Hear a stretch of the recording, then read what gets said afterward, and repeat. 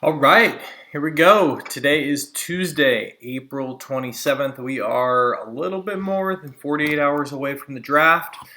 Almost there. It seems like time is slowing down though in real time. Yesterday the world was set on fire. One thing that's pretty cool, just kind of real quick, is uh, every year you kind of want your team partially to be like always talked about, meaning they're in the mix for the draft because it's such an exciting time. Other times you kind of wish you were just a team that was being ignored right now, and all the rumors weren't swirling around your team. I think the stress for a lot of Niner fans is through the roof right now, so it's pretty wild. Kyle yesterday and John had their, I guess, pre-draft press conference, which I thought was a little weird to begin with, but they took a bunch of questions. They kind of talked about just like where things are today, which didn't really give a lot of information. There was a lot of like misdirection and clues that were given out. I don't know. It was kind of weird.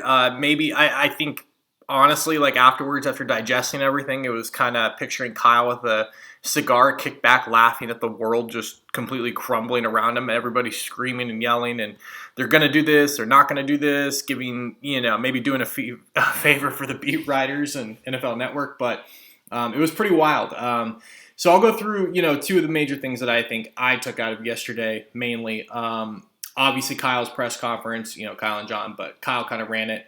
And then the other one being Mike McGlinchey, that was kind of leaked out by Lynch, that they're going to pick up his fifth-year option. So let's get into it. Kyle's press conference. So the biggest takeaway I got from there was Jimmy Garoppolo's a goner. He's not going to be here this season. I don't take anything away from that press conference thinking otherwise. The quote that was direct was, "I can't guarantee that anybody in the world will be alive on Sunday, so I can't guarantee he'll be on our roster Sunday." One of the weirder quotes I think I've heard.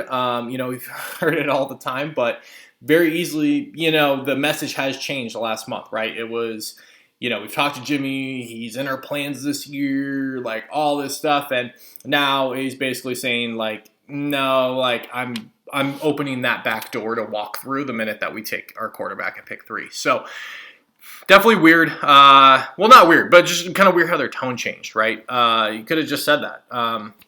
I get it. You're trying to create trade value and trying to do all these things, but now it's just a matter of time, in my opinion, on when he's dealt, the value that they can get, what teams are interested in them. That's what they're probably doing, today and tomorrow. I wholeheartedly believe that they know who they're picking at 3, barring something weird happening with the Jets at 2. But my guess is they have a deal worked out with another team or two if that team doesn't get their guy in the first round. So hypothetically, let's say Denver does not get Lance, Fields, or Mac Jones. They probably have a deal worked out for a second or third round pick for Jimmy Garoppolo. I think it's as simple and clear as day at that. I don't know who it's with. I don't know like what the comp's going to be, obviously, but it's pretty clearly worked out that they have a few contingency plans set up. They obviously know they're getting a quarterback, but it's going to depend on a few other teams that are probably Jimmy's their plan B.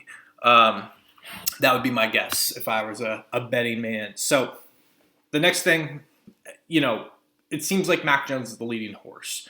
Tim Kawakami from The Athletic had an awesome article, I thought, last night. My biggest takeaway from it, he kind of outlined everything. And the one thing that scares me the most with Kyle is, did you really need to go up to pick 3 if Mac Jones is the pick to prove that you're the smartest guy in the room?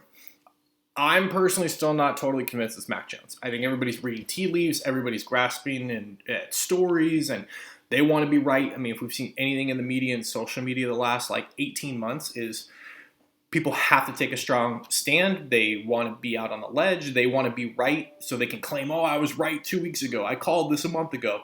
But nobody's ever held accountable, so what does it really matter, right? I think everything is lining up. Vegas has the odds, Mac Jones. Most analysts, kind of look at how Mac Jones has played, and they think that style translates really well. Again, I don't see it. I don't think they had to get up to 3 to get him. I don't think he's the best prospect. I covered this in a few previous podcasts and YouTubes. However, if it is Mac Jones, I think it's a major reach. You look at all these guys that come from the scouting community. Daniel Jeremiah, who I think is one of the best out there. I think has Mac Jones as 32nd best prospect. Like, yeah, I get it, positional value, and it's a need, and these and that, and this and that, but I'm not taking that guy at 3. It's just not happening. So if they do take Mac Jones, and if it hits, I hope I'm proved wrong, right? I hope that we have the greatest quarterback evaluator of all time, best since Bill Walsh, right? Someone trading up and getting Joe Montana when nobody really had him where they picked him. I hope that's the case. But, I kind of said it on Twitter this morning, and people freaked out, but here's my take on it, and here's what I've been kind of saying for the past couple of weeks. Yes, Kyle Shanahan is one of the best young top offensive minds in the NFL. He's only getting better as well. He's young. He's early 40s. Yes, I like and I support Kyle Shanahan as head coach of the 49ers. I remember the Chip Kelly days, the Mike Nolan days, the Mike Singletary days. So my point is well, what's the alternative, right? I don't see another coach out there that they could easily just be like, you know what, Kyle's not the guy. Let's hand it over to our quarterback coach or the up-and-coming guy or whatever. If it was that easy, you would just replace everybody, that doesn't win a Super Bowl. But I think people also, my point being, need to slow down with the talk that, he's just given this Bill Walsh status. Even his dad's status. He's won 2 Super Bowls. The talk has been with this Mac Jones stuff, and I get it compared to a lot of other minds in the NFL. This is kind of where he ranks, right? It's always graded on a curve, but this talk that whoever he selects will be successful and just spin and turn to gold immediately is kind of ridiculous, to be honest. His system, he became an offensive coordinator in 2008 with the Houston Texans. Since then, so basically every year since then, 13 seasons, he has run the offense. It's been his baby. I get it when you're an OC, things are out of your control, blah, blah, blah, whatever. My point being, in 13 seasons, he's had 3 top 10 offenses. So he's had the 2012 RG3 year with the Redskins. He's had the 2016 Falcons year where they went to the Super Bowl and had the epic letdown in the Super Bowl. And then 2 years ago, the 2019 49ers. That's just facts, man. You can say a bunch of different things, right? Oh, it takes 2 years to pick up Kyle Shanahan's system. Quarterback's out of his control. Sometimes he didn't have the authority to pick his guy. Totally get it. Very valid, all these things. But the fact still remains 3 out of 13 years he's had a top 10 offense. It's not like this guy, Sean Payton, year in, year out, top 5 offense, top 10 offense for 15 years running. That's just, the proof is in the pudding. So let's just slow down a little bit. I don't understand why this, all these evaluators and media heads are saying, Mac Jones, if he goes there, don't worry. Whoever they take is going to turn into a Pro Bowler and a multiple-time Super Bowl winning quarterback. I'm not going to just roll over and go to that conclusion. So that's kind of been my point this whole time. I wanted to, put it out there and say it. The next thing that we kind of got out of it off of this Mac Jones thing, because nobody knows what's happening, right, is the re-signing of Mike McGlinchey. Last year, McGlinchey struggled. The whole team struggled, right? When you have injuries, it's a trickle-down effect. Your center gets hurt, it affects the guard gets hurt, it affects the tackle, tight ends, everything is connected, right? But last year, he had a 2nd overall run blocking grade, which was awesome, right? He kicked major ass. He was 62nd out of 75, though, when it came to pass blocking. Major liability. I can't tell you how many times in pressures he allowed when you're watching the game that, McGlinchey just gets beat, man. He gets beat by strength. He gets beat by speed. He is just a big, tall dude. So when he can go forward and he can drive into people, he moves a lot, right? He moves people. When he has to sit back and he has to be the one who reacts, which is pass blocking, it's a different story. So right now, he's being fairly compensated, in my opinion, right? He's a first-round pick. He's still on his rookie deal. I think this year he'll be the 15th largest salary cap hit for a right tackle.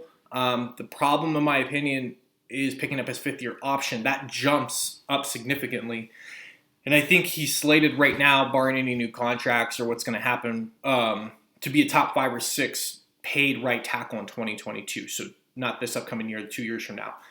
pretty simply, like his play just hasn't reflected that, right? I think especially in the passing game, like he's a major liability. Um, Last year, if he plays that way again, it affects the entire offense. It requires a tight end to stay in the block. It requires maybe you're not able to do more 5-7 step drops. Play actions get a little bit more difficult. Can you roll to the right whether your tackle getting blown backwards? Do you have to keep a running back in the block or use check? A lot of these guys, like, they're on the field, like, yeah, they're great blockers, but like you want Juszczyk and Kittle like going out for passes, right? Like that's what makes the offense so dynamic. We saw it in the Super Bowl. Like George Kittle had to stay in and block in the Super Bowl. Like he was not being targeted like as he should have been, right? So that's one less guy out on a route. In my opinion, it's a $10-12 million like trickle down effect, and I just don't love it, man. Like, yes, the cap is going to go back up, but at the same time, you have some major contracts coming down the pipeline with Fred Warner and Nick Bosa who are about to get paid. So, plain and simple, like this is a major gamble in my opinion. I think you could have used that second or third round pick on a tackle. You also could have traded. You can sign a veteran or two if you really need to, especially if you're moving Jimmy Garoppolo. Like there's $26 million off your books. So I think there was other avenues. I get it. He's young. It's hard to find tackles. You have a lot invested in this guy. He's a top 10 pick, but he has to return to 2019 form where he was a little bit more balanced. Like he wasn't as dominant in the run game. However, he wasn't as like big of a liability in the passing game. So for this to work out, for this to basically like match up with what the spend is going to be and the guarantees there, like he's got to play better. So, and for this offense to rock and roll, it's huge. So that's come out. Quick little Tuesday rant here about 48 hours from the draft. Those are the two major things that came out of yesterday. Follow me on Twitter. Been going kind of bonkers lately with the draft approaching. I'm at Vinny Levine 29. Subscribe, rate, drop comments, review. Yeah, talk soon. Later.